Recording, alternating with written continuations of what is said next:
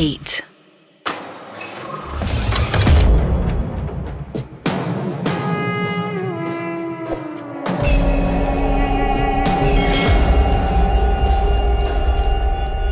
और अब तू भी मरेगा।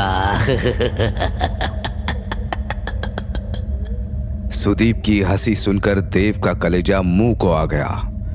घबराया हुआ देव दबी सी आवाज में बोला, सुदीप, मैंने कुछ नहीं किया था यार। उस रात जो भी हुआ वो गलती से। देव अपनी बात पूरी करता उससे पहले ही सुदीप बहुत सीरियस लहजे में बोला, गलती? अपने गुनाह को गलती बता रहा है? देव, मैंने तुझे अपना दोस्त समझा था, लेकिन तू मेरा सबसे बड़ा दुश्मन निकला।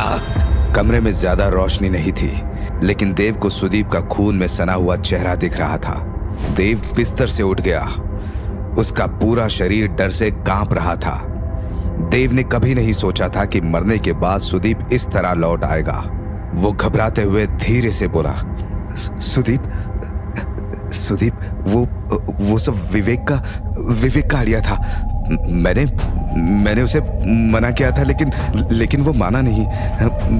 मेरा यकीन करो सुदीप, मैं सच बोल रहा हूँ। ये सुनते ही सुदीप की लाल आंखें और सुर्ख हो गई। उसने 2 कदम आगे बढ़ाए और देव की गर्दन दबोच ली। कुछ ही देर में देव की सांसें रुकने लगी।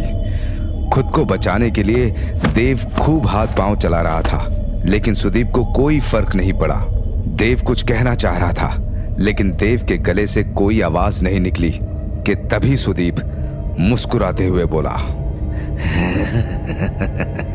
मुझे नहीं पता था देव कि तुझे तड़पता हुआ देखकर मुझे कितनी खुशी मिल सकती है। अगर पता होता तो मैं अपनी दुनिया से निकलकर बहुत पहले तेरे पास आ गया होता। लेकिन कोई नहीं, देर से आया, लेकिन खाली हाथ नहीं आया। अपने हाथों में तेरी मौत लेकर आया हूं।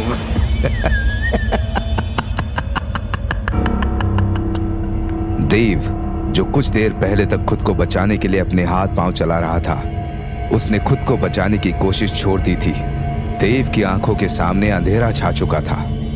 उसकी सांसों की डोर किसी भी वक्त टूट सकती थी।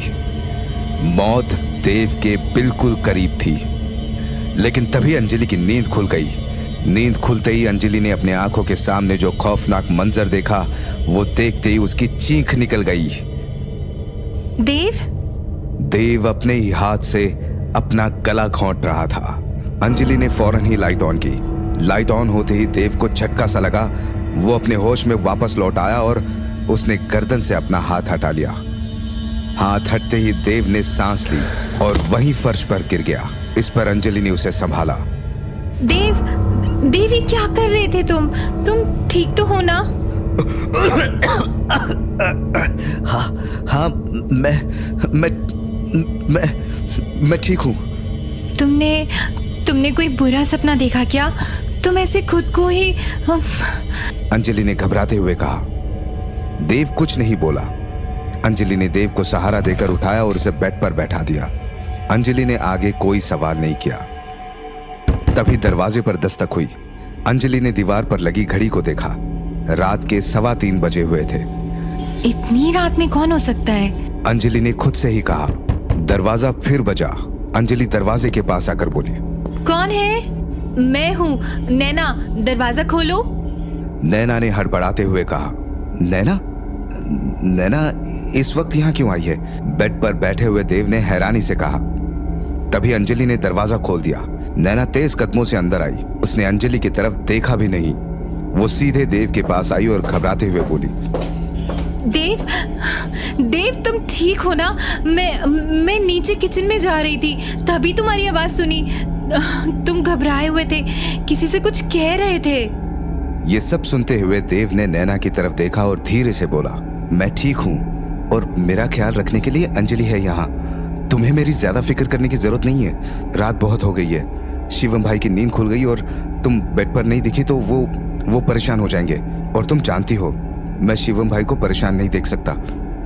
देव ठीक कह रहा है, तुम अपने रूम में जाओ नैना, मैं हूं ना यहाँ देव के साथ। अंजलि के कहे शब्द नैना को तीर से चुभे। उसने अंजलि की तरफ देखा और तंज भरे लहजे में बोली, तुम कुछ ना ही बोलो तो अच्छा है। अरे तुम आराम से सो रही थी, मैंने सुनी थी आवाज देव की। मैंने दरवाजा नॉक किया, तब जाकर तो तुम्हारी नींद टूटी। मेरा एहसान मानने की जगह तुम मुझे यहाँ से जाने का हुक्म सुना रही हो। तुम्हें अंदाजा भी नहीं है कि अगर मेरा दिमाग खराब हुआ ना तो मैं क्या क्या कर सकती हूँ।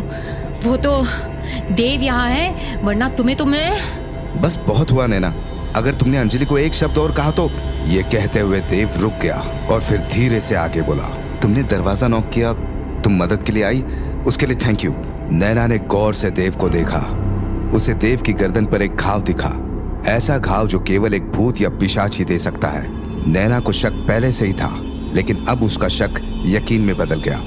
वो समझ चुकी थी कि कुछ देर पहले कमरे में देव और अंजलि के अलावा कोई और भी था। देव के करीब आकर नैना ने धीरे से कहा, देव, वो कौन था देव?